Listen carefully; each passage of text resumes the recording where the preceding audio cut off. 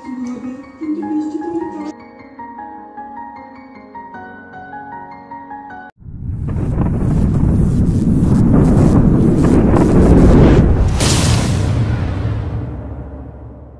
বন্ধুরা, welcome back to our channel. আশা করছি আপনারা সকলে ভালো আছেন, আমরাও অনেক ভালো আছি। তো আজকের ভিডিওটা একটু অন্য রকমের বলতে আজকে একটু পালং শাকের পরোটা বানাবো, সেইটাই আপনাদের সাথে শেয়ার করব। তো প্রথমে আমি পালং শাকগুলো ভালো করে বেছে কুচে নিয়েছি, যাতে খারাপ পাতা বা গোড়া এসব না থাকে। আর অনেক সবাই শুধু পাতা দিয়ে করে, আমি যেহেতু অল্প পালং শাক আছে তাই পুরোটা দিয়েই করছি। তো ডাঁটাগুলোও সব দিয়ে দিয়েছি। আর পালং শাকটা কিছুক্ষণের জন্য সিদ্ধ হতে দেবো। একদম যে সিদ্ধ হয়ে যাবে সবজির মতো তা নয়, মোটামুটি জাস্ট জল ঝরানোর মতো করে নেব। আর এই পালং শাকটা কিছুক্ষণ আমি কড়াতে এরকম চাপা দিয়ে ফুটিয়ে নিয়ে, আর এই যে পালং শাকটা এখন আমি তুলে নেব। আর এই পালং শাকটা একটু ঠান্ডা জলে তুলে নিচ্ছি। তো সেই জন্য একটা গামলিতে জল নিয়েছি, এই যে গরম পালং শাকটা দিয়ে দিচ্ছি। আর এই পালং শাকটা দেওয়ার ফলে যে ঠান্ডা জলটা আমি নিয়ে এসেছিলাম সেইটা আরও গরম হয়ে গেছে। আমি এইটাকে নিয়ে গিয়ে এখন পাখার হাওয়ায় দেবো যাতে ঠান্ডা হয়ে যায়।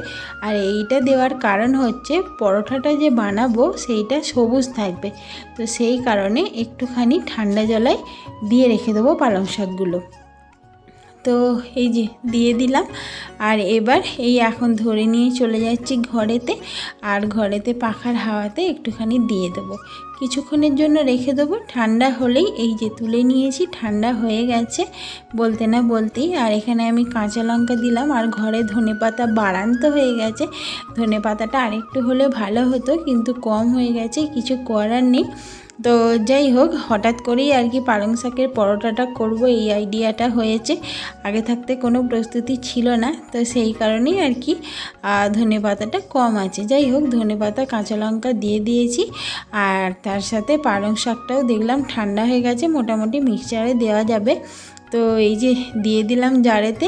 আর এই দিকে পেস্টও করে নিয়েছি, এই দেখুন খুব সুন্দরভাবে পেস্ট হয়ে গেছে একদম। একটু পালং শাক তো এমনিতেই সুন্দরভাবে গলে যায়, সবজিতে দিলেও বেশ পালং শাক একটু মাখো মাখো হয়ে যায়। আর এইভাবে করেছি, আরও সুন্দর পেস্ট হয়ে গেছে। তো যাই হোক, এবার আমি আটা দিয়ে আজকের পরোটাটা বানাবো, ময়দা দিয়ে নয়।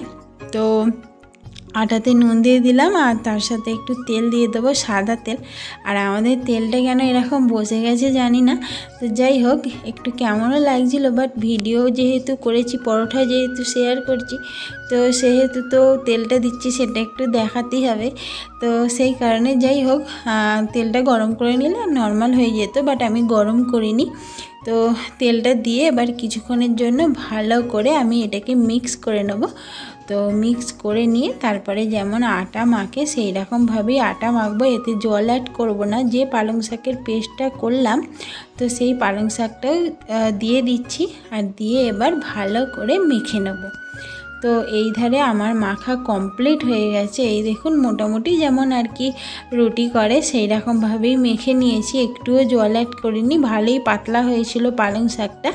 আর এখানে সব লেচিগুলোও হয়ে গেছে। আমরা ঘরেতে যেহেতু 5 জন আছি, তো সবাই রুটি পরোটা খেতে ভালোবাসে, সেই জন্য একটু করলে বেশি করেই করতে হয়। একবারে রাতের বেলা রান্না করে নিচ্ছি, আজকে রাতের বেলা এইটাই খাওয়া হবে। তো যাই হোক, আর আমার স্ট্যান্ডটা খারাপ হয়ে গেছে, মোবাইলের স্ট্যান্ডটা। তো সেই জন্য কিভাবে আপনাদের সাথে শেয়ার করব বুঝতে পারছিলাম না, মোবাইলটা কোথায় রাখবো সেইটা মোটেও বুঝতে পারছিলাম না। তো তারপরে আমার সব পরোটা প্রায় হয়ে গেছে। তো শেষ পর্যন্ত তাপসবাবু এসেছিলো, তাপসবাবুকে বললাম যে মোবাইলটা ধরো, আমি পরোটাটা বানাচ্ছি, সেটা শেয়ার করতে পারছি না। তো শেষ পর্যন্ত এই একটাই বাঁচিয়ে রেখেছিলাম আপনাদের দেখাবো বলে। তো যাই হোক, বেলে নিলাম। আর এইভাবেই আমি করে নিয়েছি সব পরোটাগুলো, সেইটা আপনাদের একটু পরে দেখাচ্ছি।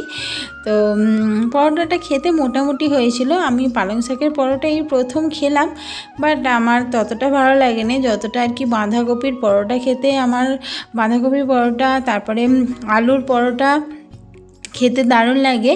বাট পালং শাকের পরোটাটা আমার ততটা ভালো লাগেনি। তাও ওরা সবাই বলছিল ভালো হয়েছে, বাট আমার ততটা ভালো লাগেনি। তো যাই হোক, পরোটাটা এইভাবেই করে নিচ্ছি, যেমন নর্মাল করে সেই রকমভাবেই আর কি।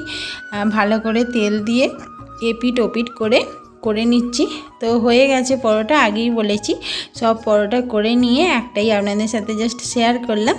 তো এই যে খেতে বসে পড়েছি। আর একটু আলু কষা করেছিলাম, যেহেতু পরোটার রেসিপিটা আপনাদের সাথে শেয়ার করছি, সেহেতু আলু কষাটা আর শেয়ার করলাম না। তবে আলু কষাটাও খুব সুন্দর খেতে হয়েছিল, আর পরোটাটাও মোটামুটি ভালোই হয়েছিল। মানে খুব খারাপ খেতে হয়েছিল সেটাও বলবো না, বাট আমার বাঁধাকপি আলুর পরোটার থেকে একটু লাগছে, জাস্ট এইটুকুনি। বাট এমনিতে খেতে ভালো, সবাইয়ের পছন্দ হয়েছে।